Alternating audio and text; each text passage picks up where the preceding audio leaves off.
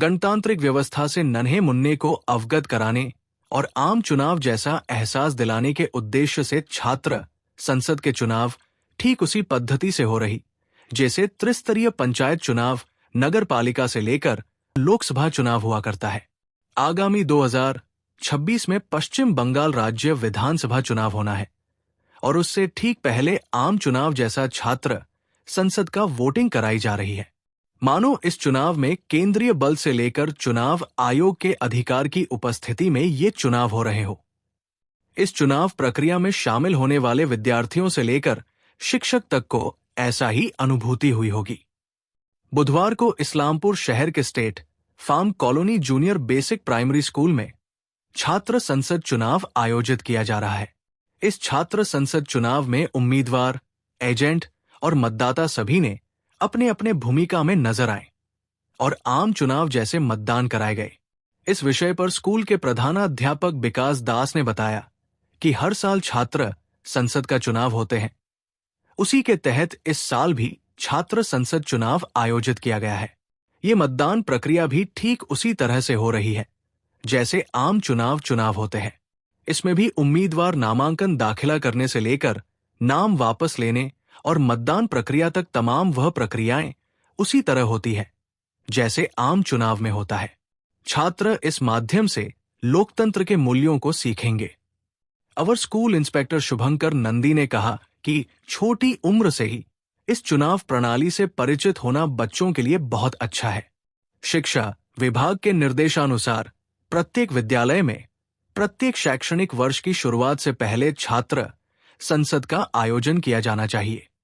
School की छात्रा झुमझुमी दास ने कहती है कि आज मतदान दे पाने से बहुत अच्छा लगा है। শিক্ষা দপ্তরের আমাদের নির্দেশ আছে প্রতিটা শিক্ষাবর্ষের শুরুতেই আমাদের child cabinet each and every স্কুলকে গঠন করতে হবে।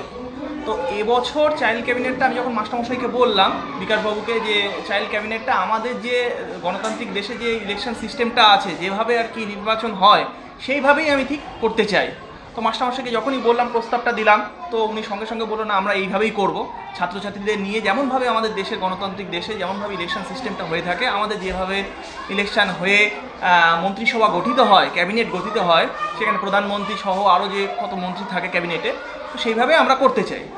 তো সেইভাবেই আজকে দেখছেন ঠিক সেইভাবেই আজকে আমাদের এখানে কিন্তু ইলেকশন প্রসিডিওরটা হচ্ছে। ব্যালট ছাপার মাধ্যমে প্রার্থী দাঁড়িয়েছে এবং ফার্স্ট পোলিং এজেন্টরা বসেছে, প্রিসাইডিং অফিসাররা আছে, জেনারেল অবজারভার আছে এবং প্রত্যেকটা বাচ্চা স্বতঃস্ফূর্তভাবে কিন্তু ভোটে অংশগ্রহণ করছে এবং অভিভাবকরাও এসছে আজকে এই কর্মকাণ্ড দেখার জন্য। প্রত্যেক শিক্ষক শিক্ষিকা কিন্তু এখানে উপস্থিত আছেন। তাছাড়াও আমি as a SI of schools এই চক্রের এবং পঞ্চায়েত কর্মীরাও এসছেন। সবাই মোটামুটি আজকে কিন্তু উপস্থিত আছেন এই কর্মকাণ্ড দেখার জন্য। কেমন উপভোগ করছেন? খুব সুন্দর লাগছে। গতকাল আমাদের ইসলামপুর নর্থ প্রাইমারি স্কুলেও এই ঠিক একই রকম কর্মকাণ্ড হয়েছে, চাইল্ড ক্যাবিনেট গঠিত হয়েছে। আজকে ইসলামপুর স্টেট ফার্ম কলোনিতে গঠিত হচ্ছে। আগামী দিনে আমার সার্কেলের অন্যান্য সমস্ত স্কুলেও এই জিনিসটা বার্তা ছড়িয়ে যাবে এবং সমস্ত স্কুল একই ধারে আস্তে আস্তে কিন্তু চাইল্ড ক্যাবিনেটটা গঠন করবে এবং বাচ্চাদের মধ্যে যে স্বতঃস্ফূর্ত যে ভোট দেব, দেশের যে গণতান্ত্রিক যে সিস্টেমটা, ইলেকশন সিস্টেমটা, সেটাকে যে ছোট থেকেই স্কুলতে এই বয়স থেকেই বা এই ক্লাস থেকেই ওদেরকে পরিচয় ঘটিয়ে দেওয়া হচ্ছে, এটা খুবই ভালো হচ্ছে। আপনার নাম? শুভঙ্কর নন্দী, অবর বিদ্যালয় পরিদর্শক, ইসলামপুর চক্র। পারছেন এরা বেশ ভোটের পরিবেশ তৈরি হয়েছে, কি বলবেন এটা কতটা জরুরি শিশুদের? শিশু সংসদ আমাদের চাইল্ড ক্যাবিনেট এর আগেও প্রতি বছরই হয়ে থাকে।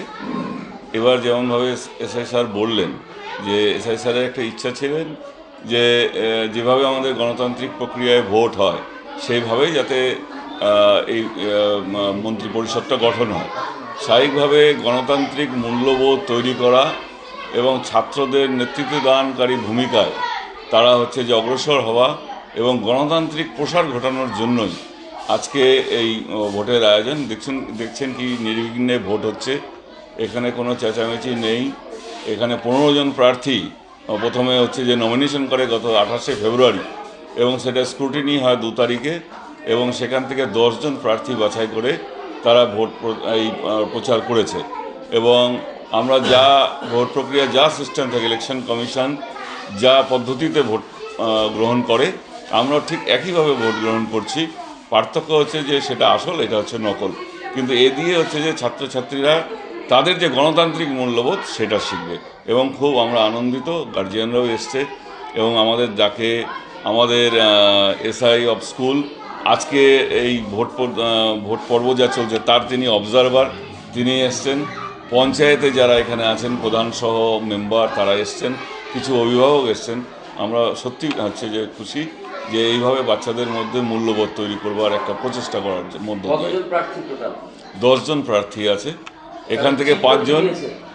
এখানে চিহ্ন যা আছে সব হচ্ছে স্কুলে যা যেগুলো ব্যবহার হয়, ব্ল্যাকবোর্ড থেকে শুরু করে, বই থেকে শুরু করে, স্কেল, পেন্সিল, পেন ইত্যাদি হচ্ছে যে আমাদের চিহ্ন। এখান থেকে 5 জন হচ্ছে নির্বাচিত হবে এবং আজকেই সেই 5 জন তারা নিজেরা বসে তাদের প্রধানমন্ত্রী চয়ন করবে এবং প্রধানমন্ত্রী বাকি যে মন্ত্রীগুলো আমাদের আছে, শিক্ষামন্ত্রী, পরিবেশ মন্ত্রী, খাদ্যমন্ত্রী, তিনি হচ্ছেন দায়িত্ব ভাগ করবেন। এটাই সিস্টেম। বলছি আজকে ভোট দিলে জীবনের প্রথম, কি বলবে, কেমন লাগছে? খুবই ভালো লাগছে। আমি নিজের হাতে ভোট দিলাম, কারণ কি আমার আমার বছর হয়নি ঠিক মতো, কিন্তু আমি প্রথমবার ভোট দিলাম, তাই আমার খুবই ভালো লাগছে। কোন ক্লাসে পড়ো তুমি? আমি ক্লাস 3-তে পড়ি। 3-তে পড়ো। কিভাবে ভোট দিলে আজকে? প্রথমে গেলাম স্যারের কাছে, আমার স্লিপটা দিয়ে দিচ্ছি। তারপর আমি স্যারের কাছ থেকে ম্যামের কাছে স্লিপটি দেখিয়ে আমার ব্যালট কার্ড নিয়ে নিয়েছি। তারপর আমি হাতের মধ্যে কালি ভরিয়ে দিয়ে দিলাম আমার ইটা। তারপরে স্যারের কাছ থেকে আমার হাতেও কালি ভরিয়ে আমি তারপর টিক চিহ্ন দিয়ে আমি বাক্সে ঢুকিয়ে দিচ্ছি। যাকে ভোট দিছো ও জিতবে? হ্যাঁ, কনফিডেন্ট আছি যে ফলাফলের পরেই জানা যাবে। বলছি এতদিন দেখতে যে বাড়ির বড়রা ভোট দিত, আজকে তুমি নিজে ভোট দিলে, কি কেমন লাগছে তোমার? খুবই ভালো লাগছে। কারণ কি- ভোটদান দেখেছো কোনোদিন? না, দেখিনি, আমি তো যাইনি, আমার মা বাবা গিয়েছে, আমি বাড়িতেই ছিলাম। কি নাম তোমার? আমার নাম ঝুমঝুমি দাস। কোন ক্লাসে পড়ো? আমি ক্লাস 3-তে পড়ি। কোন স্কুল? আমি স্টেট ফ্রাম কলোনি জুনিয়র হাই স্কুলে পড়ি।